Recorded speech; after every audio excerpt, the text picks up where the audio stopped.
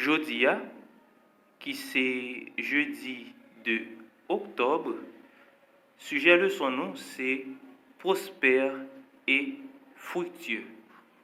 Prospère et fructueux. Mes frères, mes sœurs, chers amis, moi saluez-nous au nom du Seigneur Jésus-Christ. Non pas M. Wendy, moi content là avec nous pour nous continuer à étudier ensemble leçon nous pendant semaine ça qui c'est leçon 1. Titre leçon 1 c'est la recette du succès. Verset à mémoriser ou verset pour nous connaître. Nous jouons un texte là dans Josué 1er, le verset 7. Dans la version 8 secondes qui dit comme ça. Fortifie-toi seulement et aie bon courage, en agissant fidèlement selon toute la loi que Moïse, mon serviteur, t'a prescrite. Ne t'en détourne ni à droite ni à gauche, afin de réussir dans tout ce que tu entreprendras. Et nous capables de dire Amen. À chaque qui a suivi moi sur quelle que soit la plateforme, là, moi invitez nous qu'on y a même, abonnez avec la chaîne là. Mettez un pouce bleu en bas vidéo et partagez. Comme ça, plus monde a besoin. Et ensuite, courbez tête nous, fermez les yeux nous pour nous prier. Adorable Père, nous voulons remercier encore une autre fois parce que vous bon dans la vie, ou pas jamais abandonner petit tout. Merci pour la possibilité ça que vous bon nous pour nous capables présents et en plus pour nous continuer à étudier parole.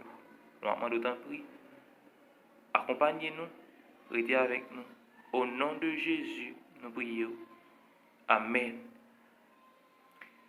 Prospère et fructueux. C'est sujet leçon nous jeudi. Dans la leçon jeudi, auteur l'a invité nous lire Josué 1er verset 7 à 9, Genèse 24 verset 40, Ésaïe 53 verset 10 et Psaume 1er verset 1er à 3. Et ensuite il dit, sur la base de ce texte, que signifie le fait de réussir et être prospère? Eh bien, nous allons regarder qui ça bagaille ça yo voulait dire. Eh bien, dans le commentaire que l'auteur a fait sous le son, il fait nous comprendre que il y a deux termes hébreux que nous joignons dans Josué 1er, le verset 8. Eh bien, premier terme là, c'est ça là, lié comme ça, T-S-A-L-A-K-H. Il traduit par prospère. Lorsque nous sommes prospères, nous sommes une situation côté que nous li à l'aise, li a fait succès. Ça fait autant il dit, li impliquer l'accomplissement satisfaisant de ce qui était prévu ou un état de circonstance favorable. Eh bien, lorsque on a un état de prospérité, on a un état côté que on a fait succès, on a réussi, on a pas avancé, eh bien, tout le monde veut être bon côté. Et deuxième terme là, que nous venons qui citer dans Josué 1er verset 8, c'est sakal, c'est toujours un terme hébreu.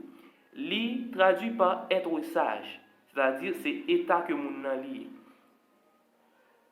Et deuxièmement, li traduit par prospérer également. Troisièmement, réussir, c'est toujours la même chose. Et li gagne l'autre signification encore. C'est-à-dire li c'est un mot qui gagne plusieurs sens. Troisième sens que vous capable bali, c'est être prudent ou agir avec sagesse. C'est-à-dire mot ça, c'est un mot qui employé dans un contexte bien spécifique. Dans quel contexte que mot ça est employé? Moi sûr et certain que nous lisons texte là, nous capable remarquer bon Dieu lui invité Josué pour lui capable faire tout ça que loi lui dit, obéir fidèlement avec loi, méditer loi et comme ça, il est capable de réussir dans tout ça qu'il a fait. Et réussir ça, c'est toujours succès. Il est capable toujours devant dans tout ça que l'a fait. Seulement par fidélité avec loi.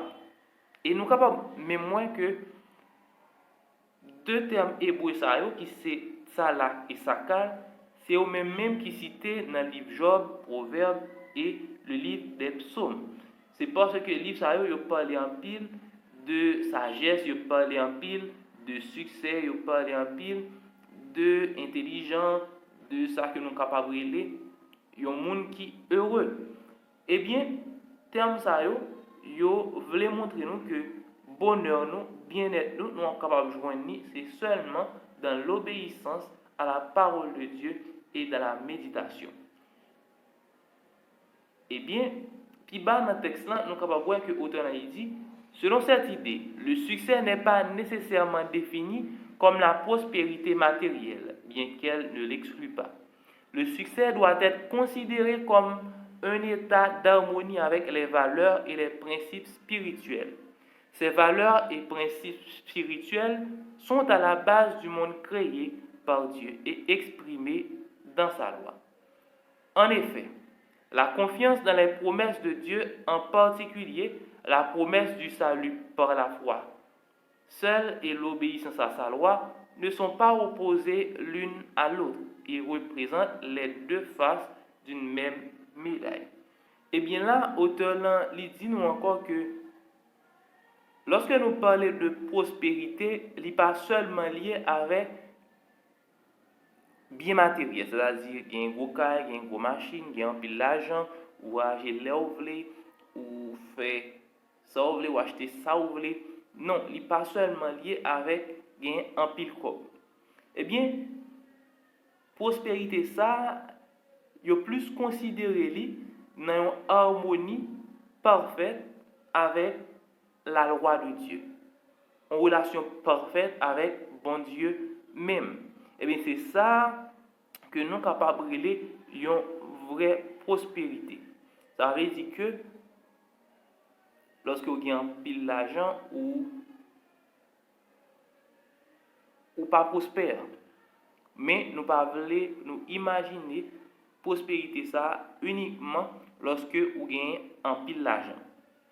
Alors que la Bible lui fait comprendre que l'argent soit c'est un piège. Et puis, auteur là, il allait plus loin pour lui dire que, nous allons voir ça plus bas, il dit, en effet, la confiance dans les promesses de Dieu, en particulier la promesse du salut par la foi seule et l'obéissance à sa loi, ne sont pas opposées l'une à l'autre. Eh bien, ou pas seulement gagner la loi, parce que la loi n'est pas capable de sauver, ou supposé capable de gagner tout la foi. Lorsque vous gagnez la foi dans l'obéissance à la loi, eh bien, vous êtes capable de sauver. Parce que l'une pas opposé avec l'autre. Ça fait, au tenant ici, que c'est deux faces d'une seule médaille. Et puis, apôtre Paul parle de ça dans Romains 3, verset 31, que l'auteur l'a invité nous lire. Et puis, il pose une question ça, où il dit, que dit ce texte sur la relation entre la loi et la foi? Eh bien, dans verset 31, apôtre Paul y met l'accent sur loi. Côté il dit, nous ne sommes pas capables d'anéantir la loi par la foi. Mais au contraire, nous confirmons la loi.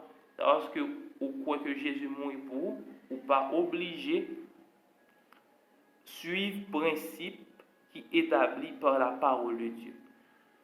Principe ça a toujours été strict et il n'y a pas jamais passé, même que Jésus dit dans Matthieu 5, verset 17.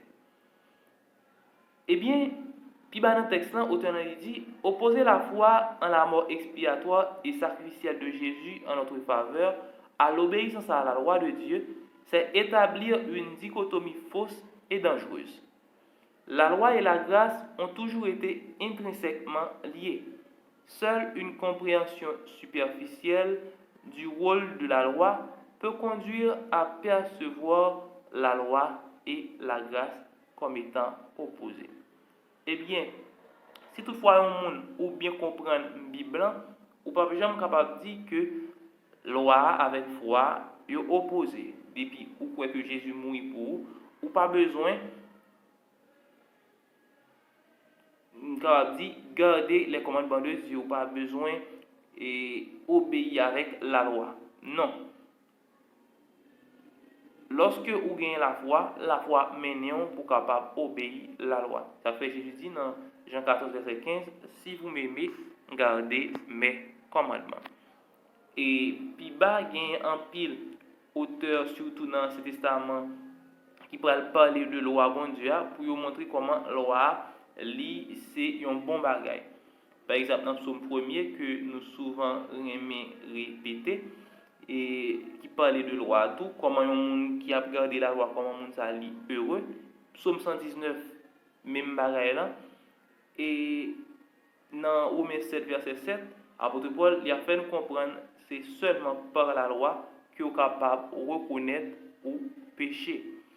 Et dans Galates 3 verset 24 et lorsque vous péchez qu'on y a ou vient sentir une nécessité pour capable joindre grâce dans main Jésus parce que c'est lui qui est mort pour vous. C'est-à-dire que la loi est important, la foi est important, mais une sans l'autre eh bien pas utile en rien. Et puis dans le texte là, auteur a posé une question ça pour il dit bien que par la grâce de Dieu, vous cherchez à observer sa loi. Comment votre propre expérience vous a-t-elle montré votre besoin de la justice de Christ qui vous couvre? Pour nous capables de finir, nous courber tête nous, fermer les yeux nous pour nous prier. Merci Seigneur parce que vous êtes là avec nous, tu permets de nous étudier le son ça. Nous demandons autant prier, pas quitter nous seuls, rester seuls, mettre nous et sauveur nous. Dans le nom de Jésus, nous prions. Amen. À bientôt pour le son vendredi. Que bon Dieu capable continuer bénir.